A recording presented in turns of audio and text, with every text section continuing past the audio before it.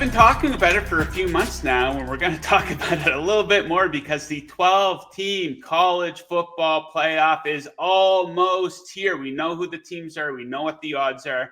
We know what the first round matchups are. So we're going to break this down from a couple of different perspectives. Jake Butt's going to join us first. Then our college football betting expert, Brad Powers, will be here to take a look at some futures odds, get some picks here for some first round games, and pick an overall winner. So let's get started here with our guy, former Michigan Wolverine analyst for the Big Ten Network, Jake Butt. Jake, what's shaking, buddy? How you doing?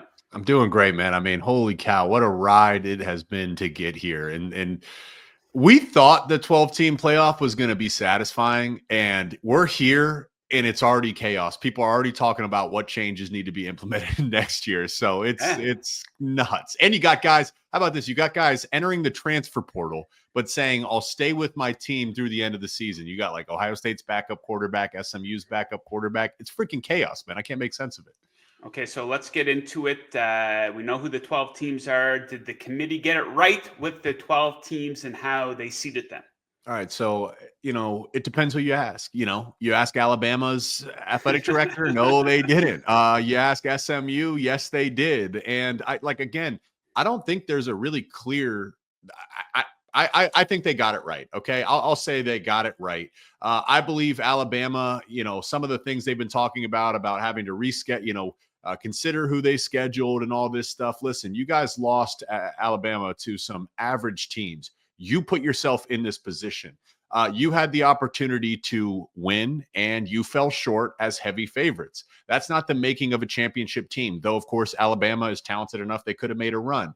But going forward, this is going to be the big conversation where this, as you move from 4 out, all of a sudden, the gap between 1 and 4 is equivalent to the gap between like 5 and 10 and then 11 and 25. Like, the further out you go, the more teams have a case to be made for those few spots. So there really isn't a clear choice. There really isn't a great, perfect answer. There's a case to be made either way. The big thing going forward, though, is it's not just the auto bids. It's the auto buys that go to the 4 highest rated conference champions. That just creates a huge out of balancing of teams where, what we really need to do going forward is really take the 12 best teams and then reseed after conference championship week. The top 4 teams should get a bye. Under no circumstances should Oregon have the path that they have after going 13-0 and winning the Big Ten championship, after beating Penn State. And now Penn State gets to host the playoff game as heavy favorites against SMU and then play Boise State. That should be Georgia's path. No one's arguing with that either. Like, that's the logical step here where you have to reseed. It's what the NFL does. It's what every great league does, right? You have to reseed and give the best advantage to the team most deserving. And I'd imagine they get that corrected very quickly. Yeah, we do need to make some tweaks here. I saw some look-ahead lines for a potential opponent for Arizona State in the next round. Both Clemson and Texas would be favored over them, obviously. Yeah. So it does make sense. Yeah, we got to reseed here next year, but we'll give them a break. It's the first year of this, right? So, yeah. Okay, we know who the 12 teams are. A lot of parity this year. Of the 12 teams, how many do you give a realistic shot at winning the whole thing? That's the ultimate. I mean, honestly, on any given day, any one of these teams could beat any other. Like, seriously, that's the kind of year we've had. Like, I like Georgia. I really like Oregon. I like Ohio State. I like Texas. But none of those teams I mentioned are without flaws. You could really pitch me and sell me on a scenario where every single one of those teams loses ahead of their run to the national title game. But I'd say of all the teams, if I had to pick, those would be the groupings of teams that I like. Of all the teams, that Oregon stands out because I think they have the making of a championship team. They have risen to the occasion. They hosted Ohio State at home. I still love Ohio State's roster. Oregon won that game down the stretch in the fourth quarter. That's the making of a championship team. In the Big Ten championship against Penn State, that was the best game that Penn State had played all year long. They got Penn State's best shot. They rose to meet the occasion. They responded to Penn State's counterpunches. And even when they faced adversity against lesser teams, they found ways to win. We can't say the same about Georgia. We can't say the same about every other team. Ohio State, right? They lost to Michigan. So no team here is without flaws, but I have to acknowledge the season that Oregon has had and say, man, they do look like the cleanest team. And I love Dan Lanning and just the makeup of that roster. They just seem ready to take that step. Okay, Jake. So can we put it in stone? Oregon is your official pick to win the whole damn thing? Yeah, but I mean, who knows? Yeah, that if I had to pick, it would be Oregon, and it's for all those reasons. Like that's the only pick I can say logically deserves to be the true pick at this point. Okay, so Oregon's the pick. So if you needed to go with a bit of a long shot, I don't expect you to say Arizona State or Boise State here. Maybe someone outside of the top four, a little bit of a long shot. Who would you like? Yeah, I mean, you could even say Ohio State's a long shot. I got them at like plus 500, right? And based on their roster, seriously, that's a team that can make a run. But I'll pick Notre Dame at plus 850. And one of the big reasons is, as we talk about the craziness of this season, one thing that's remained true, if you can control the line of scrimmage, if you can play great defense, and if you can run the football, that's going to translate, particularly in some of these home playoff games where the weather might get inclement. Notre Dame's hosting Indiana. Indiana's a good football team, but Notre Dame is built to play with anyone because they're built behind a quality defense that'll keep them in every game. It's one of the best defenses in college football. They also know how to run the ball. It's an explosive, physical, downhill, check every box run game. And Riley Leonard is a guy that missed time in the spring. He was injured. He's getting healthy and clearly improving in my eyes. So at those odds, I like the makeup and the formula for Notre Dame's success as a team that I think could make a run. 8 straight covers for the Fighting Irish. They are a betting wagon right now, headed into the tournament here. Okay, so the 4 first-round matchups, I think people would have hoped that things would have been a little bit more competitive. But as far as the spreads go, all of them are outside of 7 points here. What stands out to you from a betting perspective? Is there one bet maybe in particular that you like out of the first-round matchups? I know it's crazy that Texas is like the odds-on favorite pick. Like, people are loving Texas to win this, but hosting Clemson, I think Texas has some serious vulnerabilities. I look at what they've shown in their 2 matchups against Georgia. Quinn Ewers, I question how healthy he is. I question his ability to make throws in big moments. They don't have a huge body of work playing really great championship level teams. I mean, Clemson is going to be one of the best teams they've faced all year. The only concern I have is, Clemson's offense is predicated on explosive plays. Texas has a really sound defense. They don't give up a ton of explosive plays. So that's a tough matchup. But I believe that spread is over a touchdown. And I think that's a game that I like to remain close. Maybe I can see Clemson winning. That's how crazy this is. Texas is one of the favorites to win. I can see Clemson winning, but I like them to cover of all the other matchups. You got to assume that one of the underdogs is going to win one of these 4 games. We'd hope, right? Yeah, well, it's been a crazy season in college football, so no one should be shocked by that. Now, before you go, any concerns about Penn State here? They're favored by 8.5 points. We know that, when they're playing up to competition, it doesn't go very well for them. Now, they seemingly are playing down to competition here, but it is a game with big stakes. Any concerns about them in their game against SMU? Gosh, I don't, other than I really don't. And I come off that loss against Oregon. I thought Oregon was gonna roll Penn State, and they had chances to roll them too. But there's no such thing as a good loss in football. But I do come away from that loss and say, man, Penn State showed me something. That was the best they looked all year. Drew Aller made great plays. Oregon's defensive line is explosive, but Penn State's offensive line was able to control them, and they ran for just about 300 yards on the ground. I love Penn State's defense too. SMU and Boise State, they have not seen a defensive front like what they're going to face when they see Penn State. That's a different type of speed that you can't really replicate in practice. So the only concern I have is that's a lot of pressure now being heavy favorites that James Franklin's going to have to handle.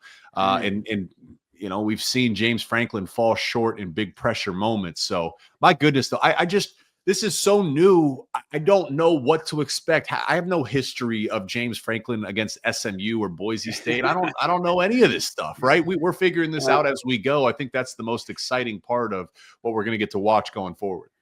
Indeed, that is the fun of it. Okay, Jake, we will leave it at that. We wish you best of luck with your work with the Big Ten Network. And of course, we will see you throughout bowl season on Before You Bet.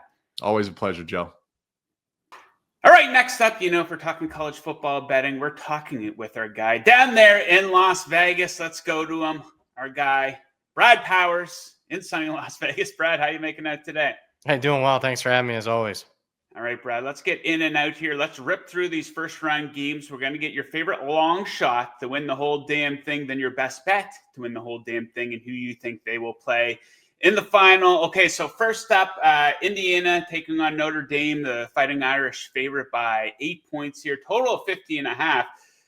Notre Dame absolutely rolling on the spread here. They've covered in 8 straight games coming into this one. Indiana has been a great over bet. It's hit in 9 of their last 11 games coming into this matchup. What do you make of this matchup?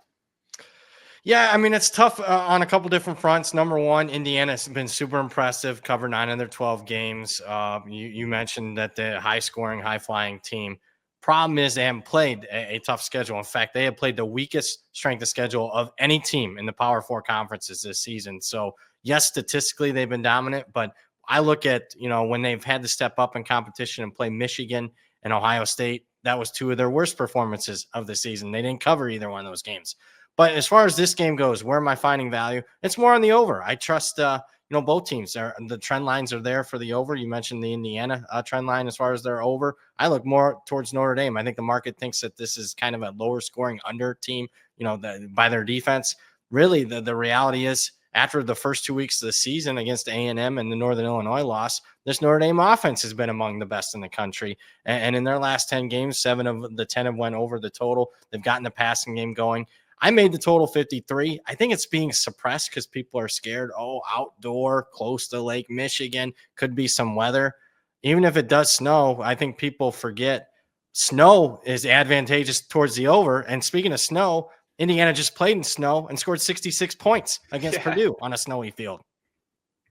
Okay, next up, let's take a look at SMU. Penn State, an 8.5-point spread favoring Penn State here, total 53.5. Now, we know the story with Penn State. They don't really show up versus the really good teams, but when they are a favorite, they've been a fantastic bet. 15-6 against the spread in their last 21 games as a favorite here. Do you think that pattern might continue into this game?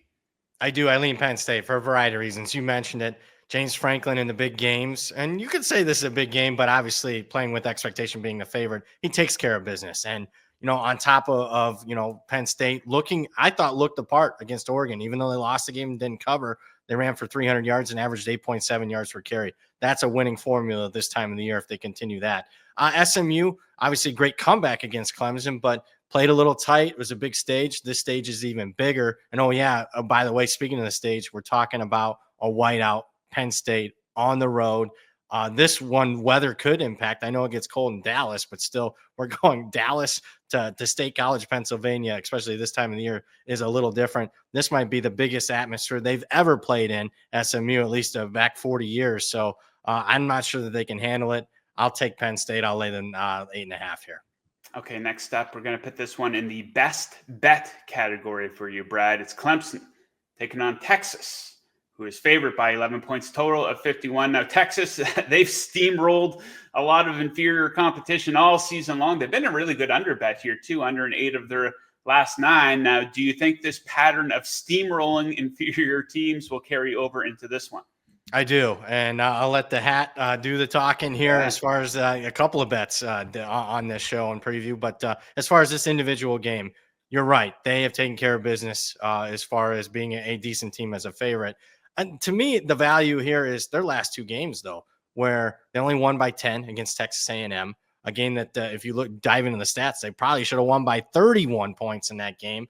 A block punt, turnovers in the red zone hurt them in that one. And then speaking of misleading finals, How about the Georgia game last week where Texas misses a couple of field goals, has a couple of ill-timed turnovers, a game where it saw them tied at halftime 6-6 at the end of the first half, despite the fact they had a 270 to 54-yard advantage at halftime. So that screams misleading. To me, that gives us value. And I'm also playing against the Clemson team that, obviously at the end of the SMU game, they were sucking gas. And if that game goes to overtime, they probably lose to an SMU team that I'm not especially high on. So I think on the road, Clemson's out of their league here. Probably reminds me a little bit of the time Clemson played Georgia in the season opener, and they got exposed in the second half. Okay, last but not least, maybe the most competitive of the 4 games, if the spread is any indication, is the shortest spread at the time of this recording. Ohio State's favored by 7.5 over Tennessee, total at 47. Now, the last time we saw Ohio State, they were humiliated. They were embarrassed on their home field, losing as a 20-point favorite versus arch rival Michigan. Do you think they will bounce back from that and take care of business here against Tennessee?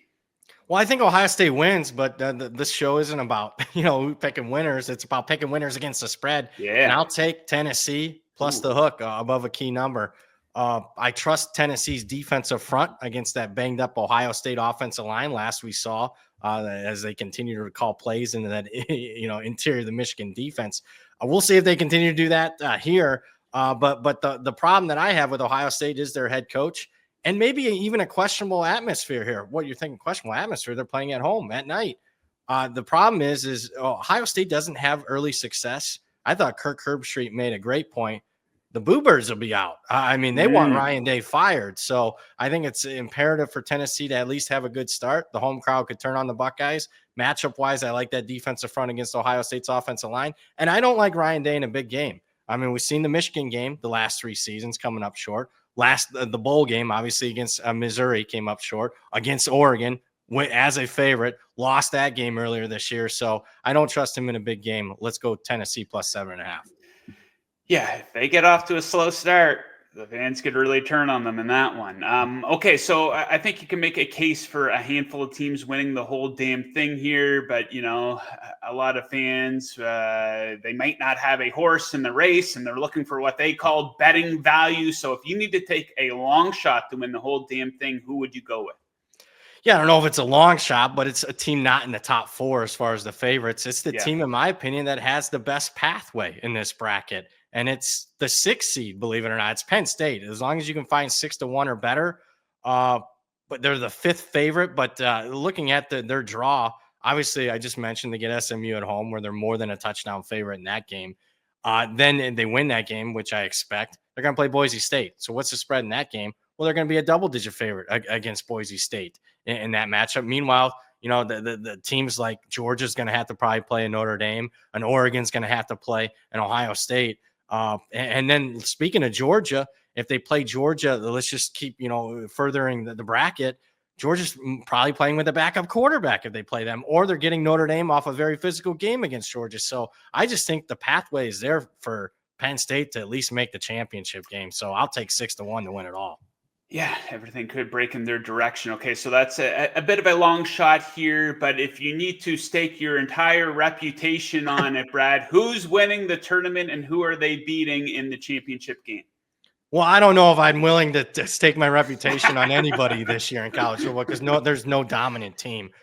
I'm going to go with Texas, though, at 4-1 or better. Reason being, again, similar to Penn State, love the pathway. I like Clemson against the spread against Clemson. Forget winning the game. I think they'll win easily. Then their second round matchup, Arizona State. Texas is probably be a bigger favorite over Arizona State than they are against Clemson. So that's 2 I'm not going to say layups this time of year, but as close to a layup as you can get.